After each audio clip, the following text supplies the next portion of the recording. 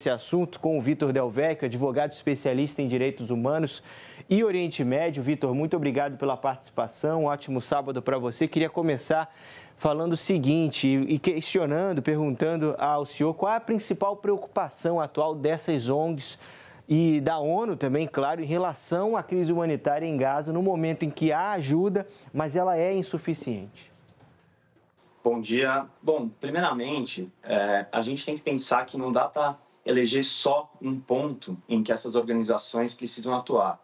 Porque, como você bem mesmo citou, a gente tem o problema da fome, então isso é uma situação calamitosa. A gente já tem pessoas que morreram de fome, são 27 o último dado que eu tive contato, 23 delas crianças.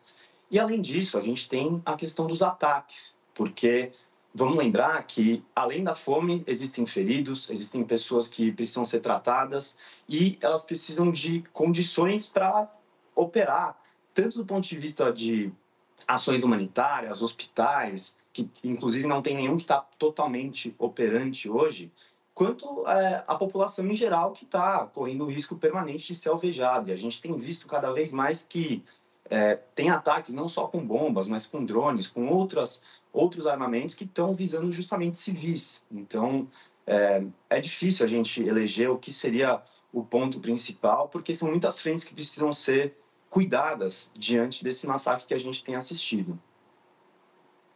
E a gente tem visto, né, Vitor, como há uma preocupação grande também com essa entrada da ajuda humanitária. Muito se fala, e queria também sua análise, sobre a ajuda via navios, como a gente acabou de mostrar, chegando por esses piers provisórios. Essa ajuda aérea, que teve inclusive um incidente recentemente de queda de alguns desses pacotes sobre pessoas que estão desesperadas por ajuda, então, claro, vão correr, mas toda essa ajuda por paraquedas, por navio, ela é excelente, ajuda, mas ela é insuficiente. O que mais vai ajudar são os caminhões, muitos deles, a maioria deles barrados ainda nas portas de entrada, nas fronteiras com a faixa de Gaza, né? Exato. Vamos lembrar que Gaza tem uma população de mais de 2 milhões de habitantes. Essa ajuda humanitária que está chegando pelo mar, ela é uma ajuda de 200 toneladas. Isso não alimenta a faixa de Gaza. Tampouco a ajuda que chega pelos céus. Eu lembro que na primeira distribuição que os Estados Unidos fizeram, foram 38 mil refeições. Ou seja, isso não é nada diante dessa população de milhões de pessoas famintas. E acho importante a gente lembrar que isso também não é interessante do ponto de vista logístico.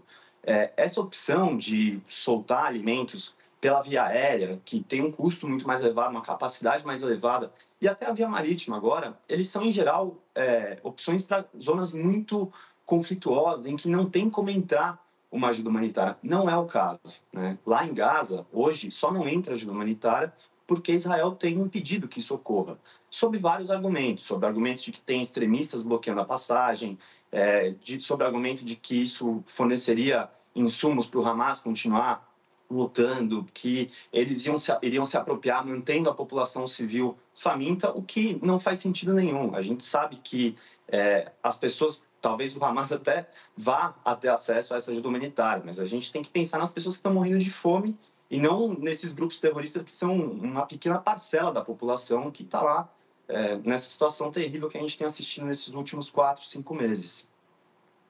Agora, Vitor, a comunidade internacional também está se unindo cada vez mais para enviar ajuda humanitária para Gaza, né? Qual é o impacto disso também na guerra e nessas conversas que vão ser retomadas agora no Catar? Existe cada vez mais uma erosão da imagem de Israel no cenário internacional. Isso ainda é muito tímido, então a gente nota hoje que a melhor chance de haver um cessar-fogo e de haver uma entrada devida, nas quantidades necessárias e da forma correta de ajuda humanitária, seria através dessa pressão internacional com o governo israelense. Isso tem começado a ter uma movimentação, então a gente teve já uma votação, o movimento da Comissão Europeia para fazer uma votação pedindo por um cessar-fogo. A gente tem visto declarações do presidente Joe Biden dos Estados Unidos, o aliado de primeira hora de Israel, indicando o seu descontentamento com a situação, mas ainda assim, isso são só palavras. A gente vê que o governo Netanyahu está tentando esticar essa tensão até o último ponto.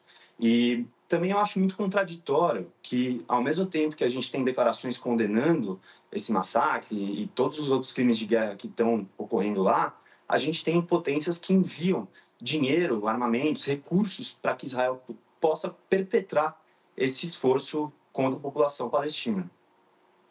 E sem dúvida é um cenário ainda de muita incerteza, né, Vitor, diante dos últimos acontecimentos, sobre quando essa situação vai ter um fim. E são cenas terríveis que a gente vem acompanhando e, claro, precisa aguardar também esse capítulo a mais das negociações, mais de um diálogo muito difícil entre os dois povos. Vitor Del Vecchio, muito obrigado pela sua participação aqui com a gente. Ótimo fim de semana para você.